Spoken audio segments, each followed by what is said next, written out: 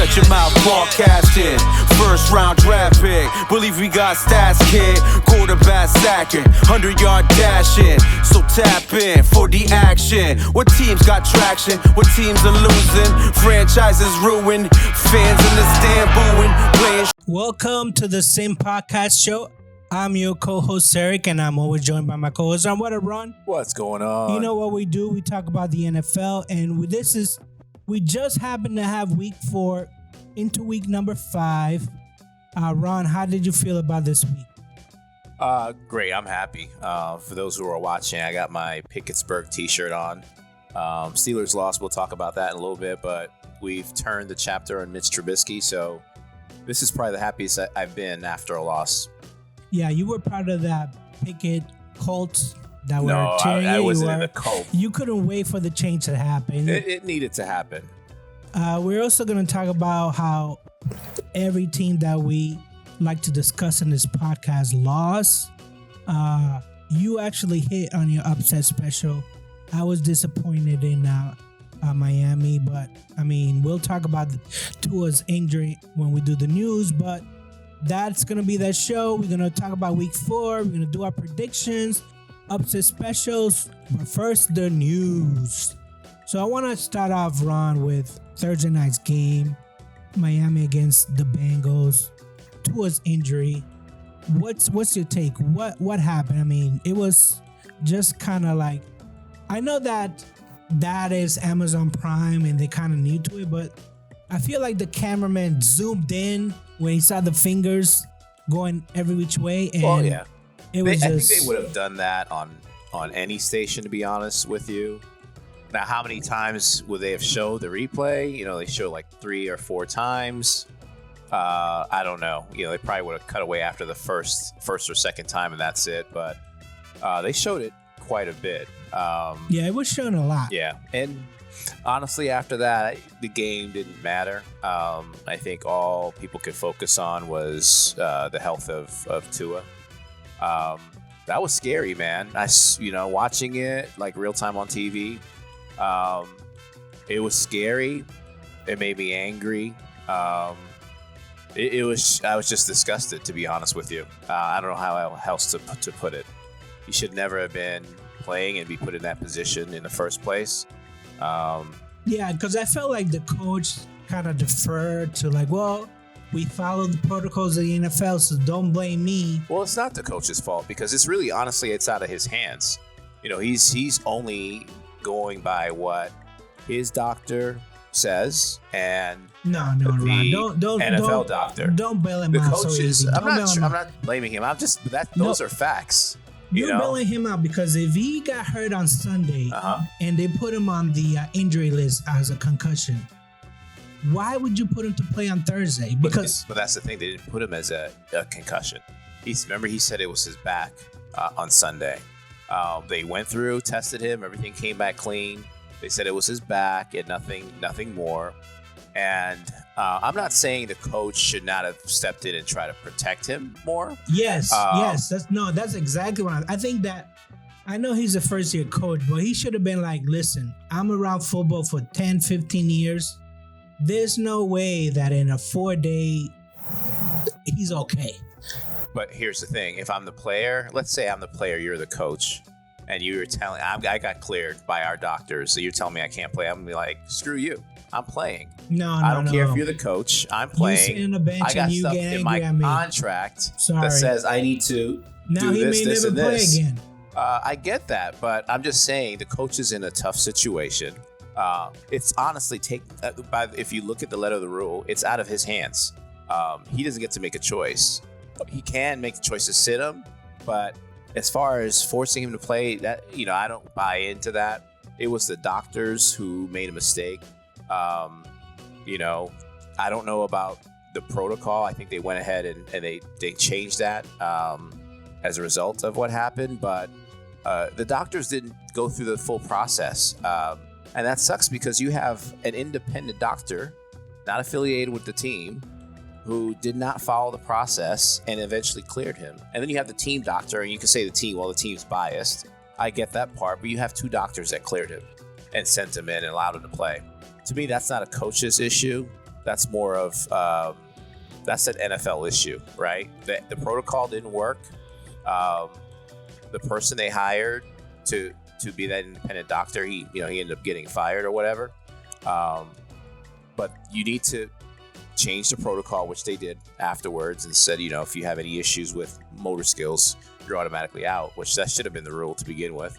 But it was just, it was tough to watch. I think it was mishandled, obviously, by the doctor. I think Tua has a case if he has like a serious injury. But it's not going to be against the coach. It's going to be against the NFL and their independent doctor.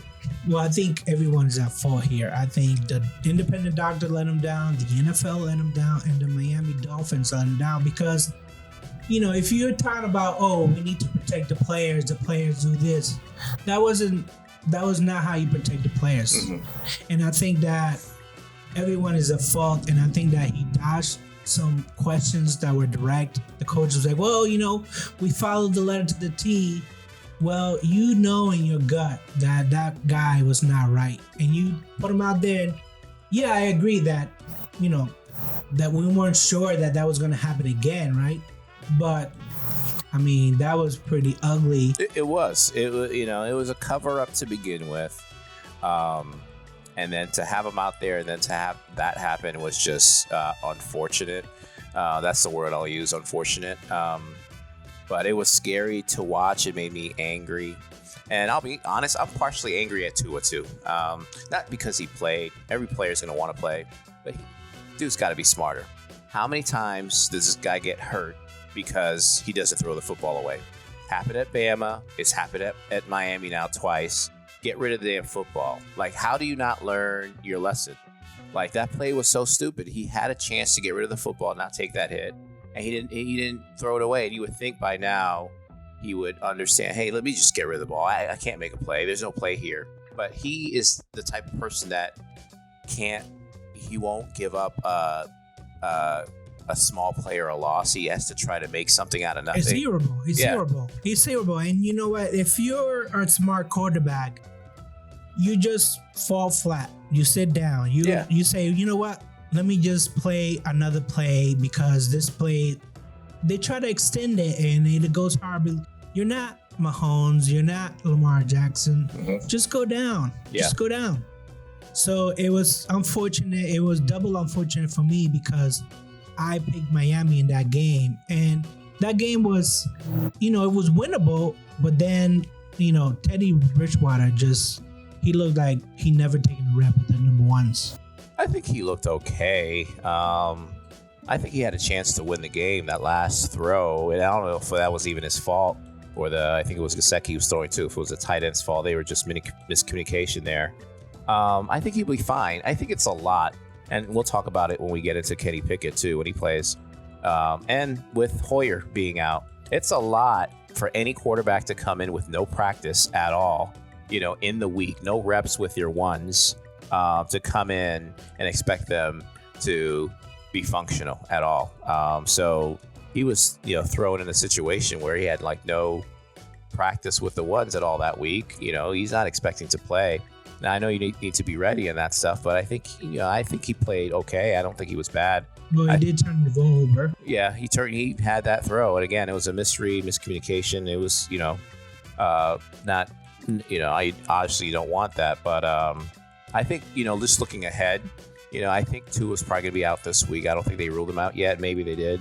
But I think Bridgewater would be okay if he had to play for like another, next 2 or 3 weeks. I'd be fine with him. I think they'd be fine with this. What I mean is like, why not rule him out? He hits it twice in back-to-back games. Yeah. Why not rule him out? Yeah. What are you waiting for? Like, what?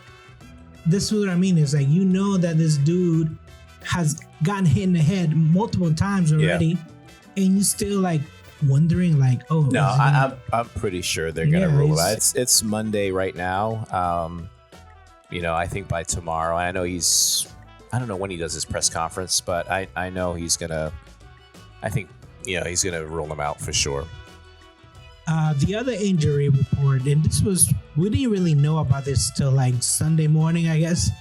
JJ Watt with the heart condition. Mm-hmm. From what I've read so far, he literally was dead and came back to life because they used a defibrillator on him, right? Yeah, I don't know if he was dead. He had a abnormal heartbeat, so they used that to make it normal, basically. And he played. He dressed and he played. Yeah. I don't think he's ever had it from based on his comments. This was something new for him. But it's crazy. It's scary, to go through stuff like that. And then again, just same thing with Tua. The player is going to always want to play no matter what.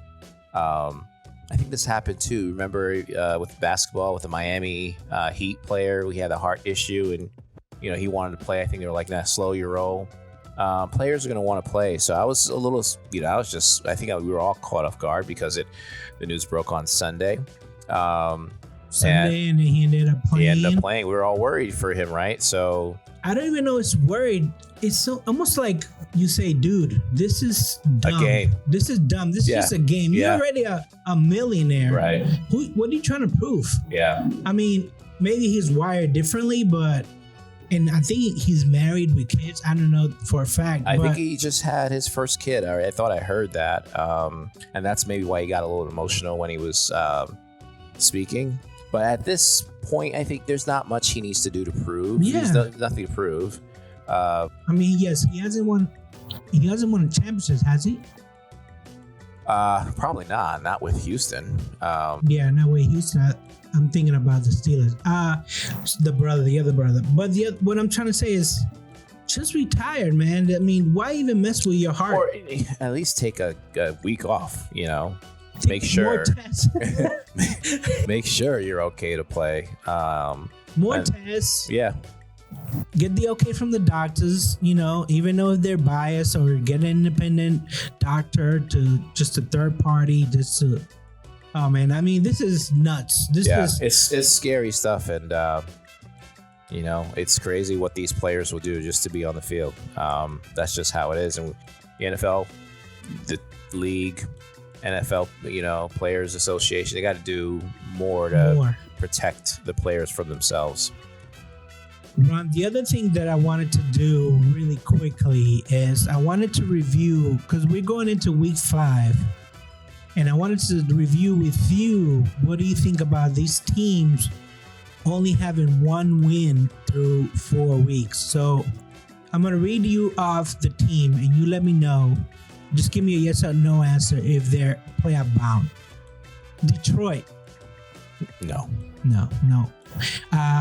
Your main concern about Detroit, what is it? Well, their defense, I think, is like giving up a record amount of points so far this season. They're actually scoring much more than I thought they would, but their defense is atrocious. So not a playoff defense. And that's crazy because I think, isn't the coach like a whole defensive coach? He has that mindset or whatever. Dan Campbell, yeah. Yeah. So no. The next team, Washington, yes or no? No. I know Carson Wentz hasn't played that bad, but I don't trust him at all.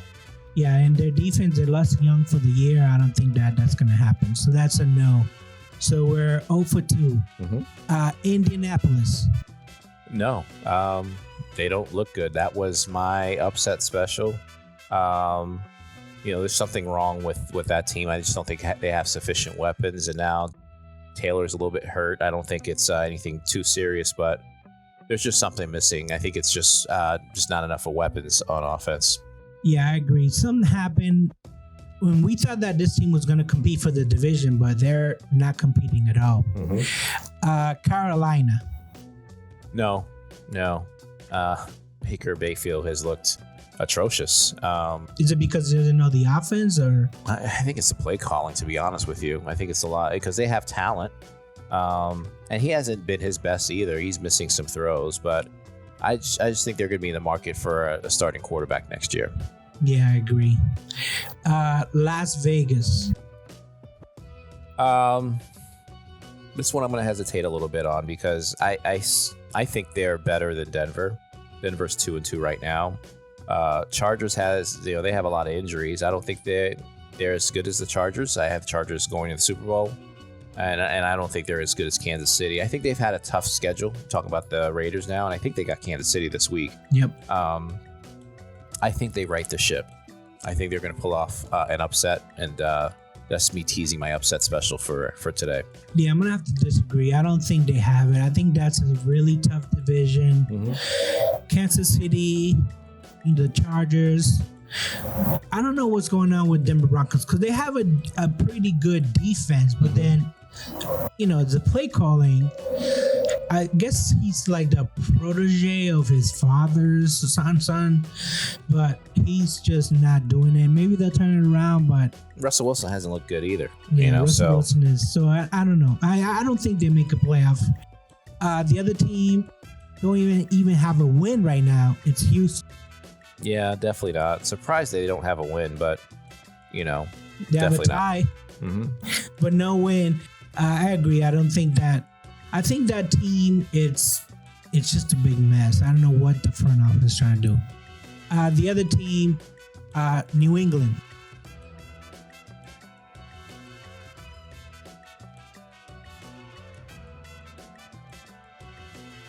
No, that's the spirits right there saying there's no way New England are going to make the playoffs. I'm going to respectfully disagree with you. Really? I think that this is a playoff bound, and we'll talk about it when we do our reviews. Okay. Pittsburgh. No, if I'm being honest, no. 1-3. I'm glad they turned the page on Pickett. I still got question marks about Canada, and their next 4 games are tough. They do get TJ Watt back in a couple weeks, so that's he's gonna make a huge difference. But no. Yeah, no for me too. I think that Pittsburgh at the beginning of the year, they just have too many things that they have to fix before they even started the season, and now we know lots of penalties. Matt Canada is involved. I don't think so. So we only really disagree on 2 teams: Las Vegas and New England. Do we go through San Francisco? They're playing playing right now. That's true. Do you think they're going to beat LA tonight? No. So do you think San Francisco is a playoff team? No. I never did, though.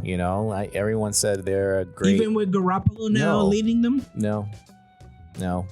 I think tonight's going to show whether or not they're a playoff team.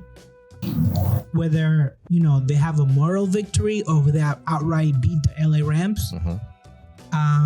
But I don't think so, no. I think that because it started with Trey Lance, and Trey Lance just muffed those couple of games, I don't think they're a playoff team. And now, I forget which now. No, I think it's the Chargers Bosa that's hurt, not the 49ers Bosa. So yeah, and I think they get Kittle. Kittle was hurt for a couple of games, and they get him back. So I think they have the weapons. I don't know if they can turn it around. So yeah, those are the 7 teams, and 2 we kind of disagree on. So let's go into week number 4. This was a terrible week for me anyway, because I was wrong on all my picks. Ron, you got the New England and your upset special and your Pittsburgh team right. So let's start with the most recent game, which was Tampa Bay, Kansas City. A lot of offense, but not a lot of defense, right? Yeah, that was surprising. I mean, I did have Kansas City scoring 30 points. And what was the final score of this? You had it 30-18. I had it 28-17. Yeah, and it was 41-31. So we actually, I'm sorry, I'm going to correct that. We actually got this one right. I was kind of surprised that Kansas City put points so fast, though. 41 points against one of the top 5 defenses prior to this game. That was shocking. Mahomes just played out of his mind. They did everything well. Ran the ball well. Both their running backs. Their defense, Tampa's defense, just let them down. I don't know what else to say. Yeah, I was kind of surprised that they scored 14 points that fast, even though one of them was a turnover right off the bat. And then I was even more surprised that it took a while for Tom Brady to find his rhythm. So, and I wasn't really impressed by the Kansas City defense, though, right? No, not at all. And if I think back to last year, Kansas City gave up a lot of points at the end of the season too to Buffalo. So this game was out of control.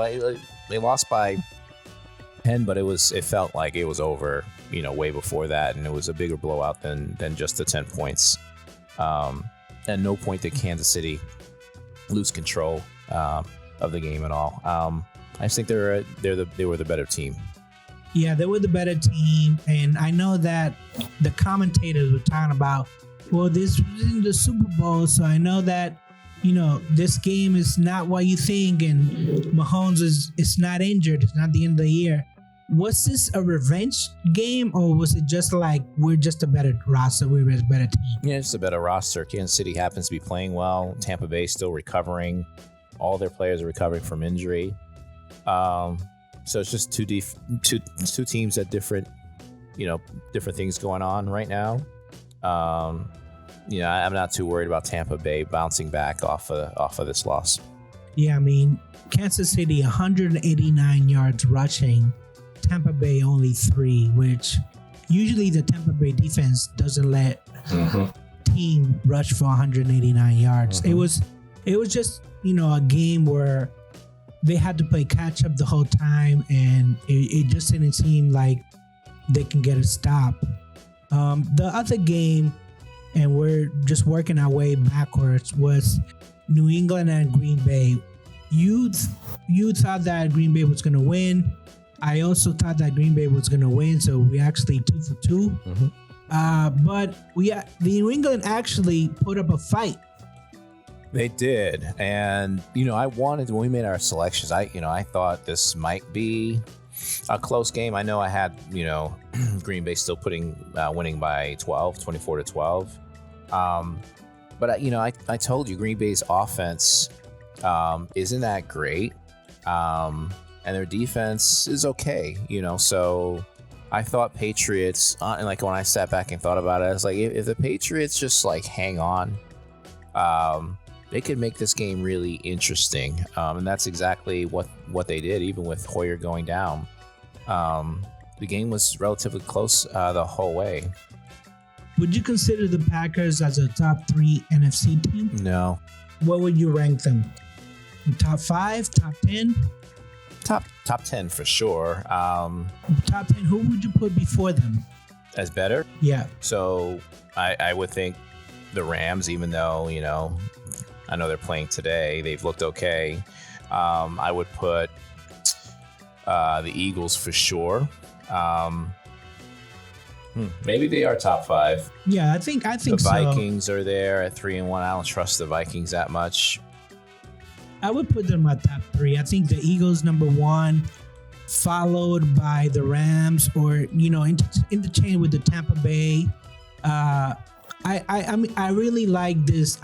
This is why I think, back to our original question, why I think New England can still make the playoffs, because even with a rookie quarterback who had no idea what he was doing, got no reps during the week at all, even though they knew that Mac Jones wasn't going to play, but he got 0 reps, came in, wet behind the ears, and did okay. Why? Because New England has a good defense. They have a good running game. And I feel like, that's really all you need to control the pace of the game. But I agree with you. So for most games, I think that'll work. But it really, to me, depends on matchup too. How many times are you going to go against a team like Green Bay, where it's all new receivers and there's no rhythm or connections? Hey, that's why you get them early in the season. Yeah. And then for the rest of the next 6 games is basically cupcake games, because Detroit, again, they're scoring a lot of points, but the defense is also giving up a lot of points. Then you have the Browns, who just lost to Atlanta. Give me a break. Atlanta? Yeah. Then you have the Bears, who just lost to the Giants. I mean, I know the Giants are surging, but I don't think the Giants are better than the Patriots. Then you have the Jets. Again, they're surging, but They still make a lot of mistakes. But it's not those aren't And then giving. the Colts, and then the Jets again. I mean, The schedule is favorable, very favorable. I mean, but it's not given. let's say worst case scenario, New England goes 4-2. No, Now see you're that, talking about to me that's not worst case scenario. They can go. that's the worst case scenario. No. What's the worst case scenario? The worst case scenario, they win 2 games, 2 out of those games. I doubt that. You're still playing with a rookie quarterback, right? I think Hoyer comes back for the Lions. Yeah, I didn't see what exactly his injury was, so I don't know. They were very vague. Yeah. Again, maybe with this whole new Tua, maybe they switch it up. Again, it depends how many reps Sappy gets this week. Right. But I mean, the Bears are beatable. The Colts are beatable. The Vikings, we still don't know because they have an easy schedule so far. And then the Jets, I'm sorry, but you got hosts. The Pittsburgh Steelers got hosts at home. Mm-hmm. You lose to the Jets. Mm-hmm. I mean, I feel good. I don't know about you. Yeah, I feel really good about this. I know that moral victories gets thrown around, but we played tough with the Ravens, and there were mistakes. And then with the Packers, we took them in overtime. I feel good about this team. So, how many wins do you think they get to at the end, by the end of the season? Are you still confident about, was it your 10 I still think they get, maybe get dropped by 1, maybe they get 9 victories. But I think the way that this AFC league is going, 9 wins might be enough. Yeah, because everyone in your division has 2 wins. I had them at 8 wins. They're 1-3 right now. They're going to have to go on a streak to get to 8 wins. Mm-hmm. I just don't know if I see that coming. So we'll do, when we do our picks, we'll do the prediction for week number 5. The last game for week 4 was your team, the Jets at Pittsburgh. Mm-hmm. You took them to lose 20-17. I took them to win 24-13.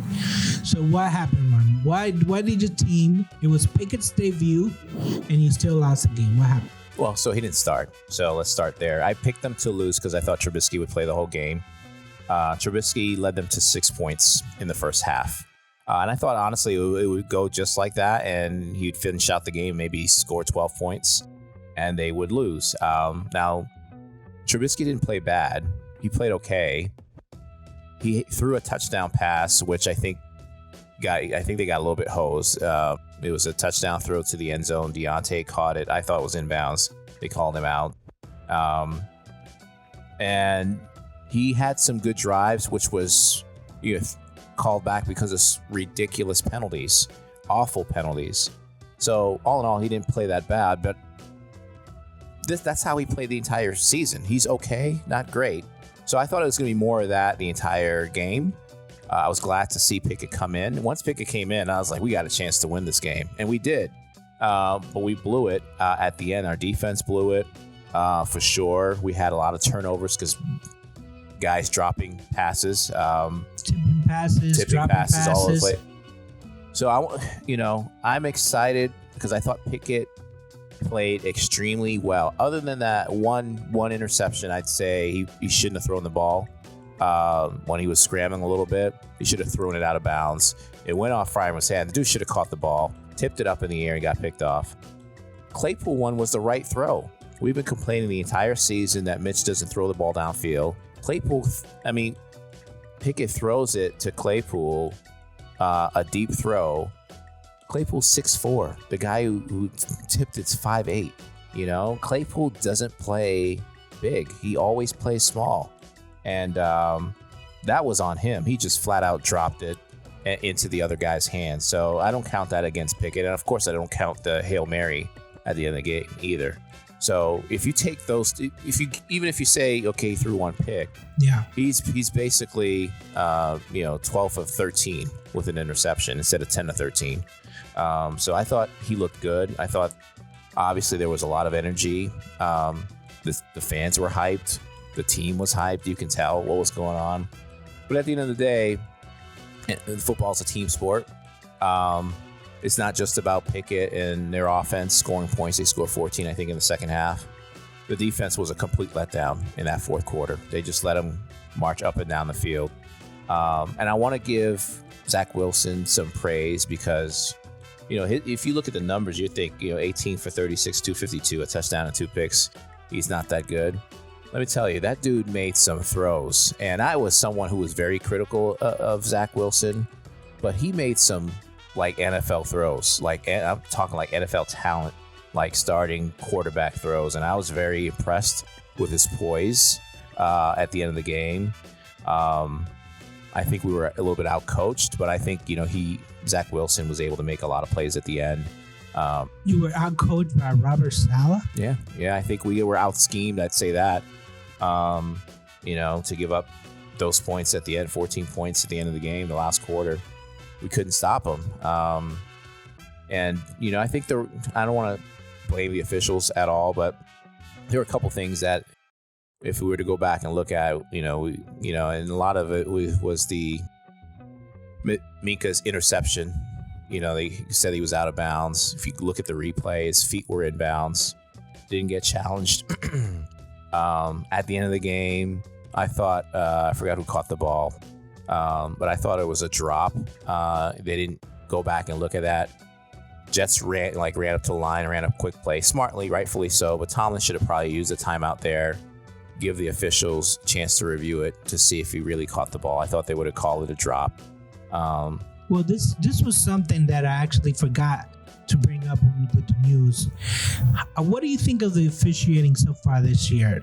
Like, I know that a couple of years ago they went for full-time, I think, officiating, because way back when we were younger, like in the 90s, they were like, it was like part-time, like, oh, he's a full-time lawyer, but he does this on the weekend. And you were like, oh, okay, well, and then they switched to full-time. But I feel like it really hasn't improved that much.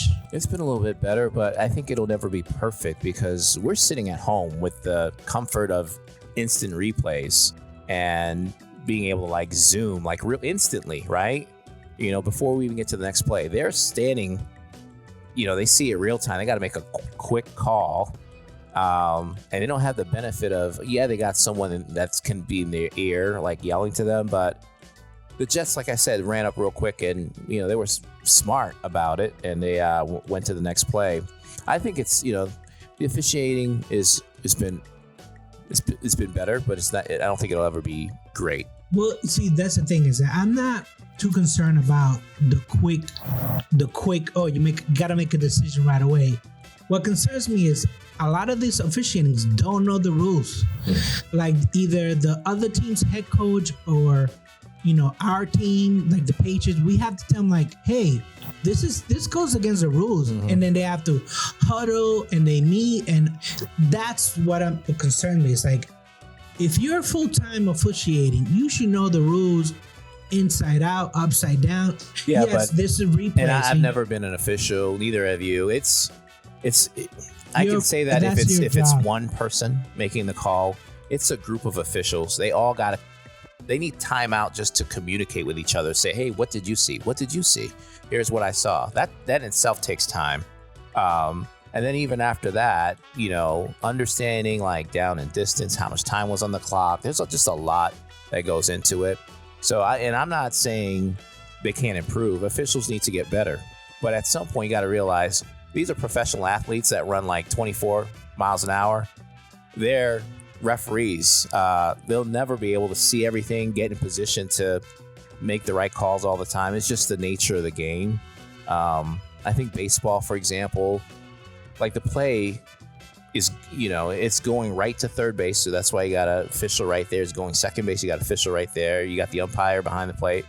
They're always in position. That's where the play is. But with the NFL, it's different because there's a lot of running, a lot of people moving. It's a more difficult sport to call. I think that if you're officiating and your only rule is to watch the clock, and for some reason, that is ridiculous. Now you're agreeing with me? Well, that is your only job, is to watch the clock. And if the clock expires, you have to throw a flag. I don't blame the officials for that either. What year is this? 2022. We don't have a better process other than the official having to look up, see what time, what the time is, and then look down. Like, why can't we have like something that automatically rings if it goes to zero and the play is not off? Rings in, their ear or something to say, okay, the play clock is dead. No, because you can't trust the players to follow the rules. No, I'm saying you can have a play clock, right? Or something in their ear that's attached to the play clock so that as soon as it gets to zero, it's buzzing in the ear. Say, okay, it's zero. I don't have to look up, which cost me a second or two. Now, the one that you're talking about was egregious. It's probably like two seconds that passed by, and he probably should have caught it. But I just think the technology of it or just the process of it is just stupid. It's archaic. And, for us to be in 2022 and still, not have a better process for that is just asinine. Yeah, so that was my only grief with the officiating is that it's just, to me, it hasn't gotten better. I know they're going full time, but they got lots of way to go. Let's go into week 5 because week 5 is interesting. Let's start with Pittsburgh at Buffalo. Ron, what did you pick for this game? I picked Buffalo to win, obviously. They're 14-point favorites, 14 or 14 and a half when I checked earlier. I see them winning. I see them scoring a lot. I think it's going to be 35-24. That's the score I wrote down. I do think for the first time this season, Pittsburgh's going to be able to put up 24-plus points with Kenny Pickett. But I think Buffalo is just a better team, period. Now, they were a better team last year, and we beat them. But we had T.J. Watt last year. We don't have him this year, so I think Buffalo's going to win. I also picked Buffalo to win 31-17. I think that Buffalo is going to get up early. It's going to score a lot of points early, and then Pittsburgh's going to play catch-up, and that defense is going to have a field day because they're just going to drop back and wait for the throw. I don't know if Najee has a good game or not. Again, I just feel like Buffalo can't score with the best of them. So I don't see Pittsburgh catching up. The next game, Detroit at New England. What did you give for final score? So an upset for me. I don't know what the spread is again. I think it's 3, if I remember correctly. 3, I think it is 3. With New England being favored. This is an upset, not my upset special, but I have Detroit going into New England and winning. I think they go, they're scoring. I don't know why. I couldn't tell you why they're scoring so much, but I see them winning 26-23. Well, I can tell you that the opening line was 6.5, and then Mac Jones got hurt, so it dropped down to 3. But this is one of those games that I considered a cupcake game. I think that it's at New England. They just haven't faced a good enough defense for some reason, and I see the Lions losing this game. I'm really confident whoever the quarterback is now, even if it is Sappy again, I don't know how many reps it's going to take, but I have a 28-10. New England actually beating Detroit. The next game, Atlanta at Tampa Bay. What do you give for that game? Yeah, Tampa Bay's getting healthy. They're coming off a loss, so they're going to fix whatever happened this past week in Kansas City with their defense. I know Atlanta looked good and they won the game, but Cordell Patterson's hurt. He's out on injured reserve now. I have 27-10 as the score, but I think it's a game that can probably be out of control pretty quickly, and Tampa can get to 30-something points pretty quickly. Yeah, I have a score 28-14. I know Atlanta just won, but it was against the Browns. Who knows? I didn't see anything in that game, but I mean, why are the Browns losing like this? Because they're not that good. That's why, But they beat Pittsburgh. Pittsburgh's not that good. Yeah, it's true. So I think that Tampa Bay, I think the defense is good. They allow just 14 points to Atlanta, so they do win 28-14. What's your upset special, Ron? So I teased it earlier. I'm going with Vegas here. Vegas over Kansas City, 28-27. I think Kansas City is favored at home by like 4 or something like that. I need to go back and look at that again. But not that I'm high on Vegas, but I thought Vegas would be a team that would be in contention for a playoffs, and they got off to a rough start. Now they bounced back this week, and I think they'll keep that going. I know Kansas City looked good this week against Tampa Bay. The line is 7 now. 7, okay. I just don't think it's, that... I don't think Kansas City is going to continue to do that every week in and week out. And I think if they underestimate Oakland because they're one win, 1-3, they're going to get punched in the mouth and lose. And I think if the Raiders want a chance to win the playoff, they gotta win some tough games, and this is one of them that they'll pull out. Yeah, I'm not too impressed with Kansas City Chiefs defense. If the Raiders wanna compete in this division, they need to beat the big dogs, and I think Kansas City is a big dog in this one. So I'm not saying that is my upset special, but I can see why you picked them. I'm actually gonna go with Seattle over New Orleans, 21-14, because New Orleans, they just can't score. Well, it's tough to judge what the New Orleans team is because Jameis didn't play, Kamara didn't play, Thomas didn't play this week, and they still almost pulled out the win. Yeah, that was a last-second thriller. Right. So but it was the Vikings. So yeah, will Jameis play this week? I don't know. Will all those guys play? I don't know. And then Seattle. I mean, Jesus, Geno Smith has had a resurgence. He is the real deal. I think we saw that firsthand by now. So, I can see Seattle winning that for sure. Yeah, I have a final score 21-14. I do feel that Seattle will get out early, but it's just, and I thought that, at least we thought that Seattle was tanking, but they're actually winning. Yeah, no kidding. So I don't know. Maybe they like Geno a lot, even though he's up there in age, right? He's been in the league for a while, so he's got to be up there. But if this was their plan to tank, then it's not working. They had I think that we just all underestimated how good Geno is, and he's been absolutely impressive.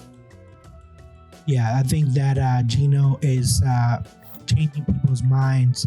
At least he's leaving a legacy that is much better than what we thought it was. So before we end the podcast, let's talk about Hurricane Ian real quick, because we're in Florida. We just went through. We were fortunate that we didn't lose any flooding, and it was a block away. You couldn't even drive because of that flooding. But if you live in Florida, you got affected by the flood, by the storm. Listen, there are better days ahead, right? I mean, yes. I mean, you got to pray for that. I was watching the news. There's a system out there. They don't know where it's going yet. But hurricane season isn't over yet. We've had some years where we've had like 2 or 3 come by in one summer through Central Florida. But for all the people that are out on the coast, Fort Myers, Sanibel Island, Captive Island, that whole area, they got hammered. And I know the death toll was up to like 70-something people, I think, last I checked. I think it's just going to grow as they find, uncover more bodies and stuff like that. So, yeah, this was a brutal week for all of us here in Florida, all throughout Florida, not just Central Florida. You would think being in Central Florida that things will be okay, but the flooding that we experienced has just been incredible. I've never seen anything like that at all. Yeah, if you watch in the news, houses and people and wildlife, you got gators everywhere. You got some sharks. Fort Myers, I saw sharks in the water. Listen, I don't want to get too political, but global warming is real. Yeah. I mean, the conditions are much more favorable for hurricanes, and the hurricanes are getting stronger and more frequent. So whether it's global warming or not, we gotta all understand that this is the new norm. And a lot of people, at the end of the day, it's people that are impacted. I got friends, coworkers that have had their homes flooded, and they're still working to clean up at this point. So, it's just unfortunate. One of the unfortunate things, we're living in Florida, and hopefully we don't have another one like that for a long time. Yes, let's hope. With that note, do you want to add anything else to this Week 4 NFL podcast review? Not for Week 4 review or Week 5. I just want to say that I was so excited about Kenny Pickett, and I felt like I was in the stadium. Did you see, by the way, someone died at the stadium? I saw that in the news. They dropped the escalators. Yeah, you and I went up and down those same escalators, I believe, and it is like they're steep. They're steep, but I mean, what was that person doing? Let's be honest. I have no idea. Exactly. But, let's get the details. Yeah. But anyway, there's just I could just imagine being there, when he walked in, and they saw him getting ready to be introduced, in the second half. I could just imagine what the energy was like. I know I was like, in my living room on the couch. I jumped off my couch. I didn't think it was going to happen, and I was just super excited. Win or lose from here on out, I don't think there's going to be much to ruin my season, because I know we've turned the page on Big Ben. I feel like finally we've turned the page on Big Ben. I didn't feel that way with Mitch Trubisky. I thought we were in limbo a little bit. Now I think we got our franchise guy behind center, and I'm excited. That's what it comes down to. I'm excited for him to watch him grow, just like I did with Big Ben. Just watch him come in and grow, make some mistakes, and just develop into being a good player. So I don't think we're going to make the playoffs, but even if we don't, I don't think there's going to be anything to kind of ruin my outlook on how bright of a future Kenny and the Steelers have. Well, I hope that you keep this happiness throughout the season. I'll try to. There's going to be many, many losses, and you can't put the two-fit basket in the two. Yeah, well, so we're not there yet. Tampa Bay. We're not there yet, but I can tell you right now, I'm foreshadowing, depending on how this week goes, if we score 20-plus points and we get TJ Watt, if we get TJ next week, we're going to win some of those games. Tampa, watch out. Okay. Dolphins, with Bridgewater, if Tua's not playing, watch out. That's all I'm saying. That's assuming TJ's back and, our offense looks different. I'm not going to write them off completely either. So, but, we'll see how it goes. That's what's exciting about the sport. So that's why they play the game, ladies and gentlemen. On that note, I say peace. Peace. Hey, guys. Thanks again for watching. Don't forget to like and subscribe. Any questions or comments, feel free to hit us up on shutyourmouthpodcast@gmail.com. That's shutympodcast@gmail.com. You can also hit us on Twitter or on Instagram @sympodcast. Thanks again.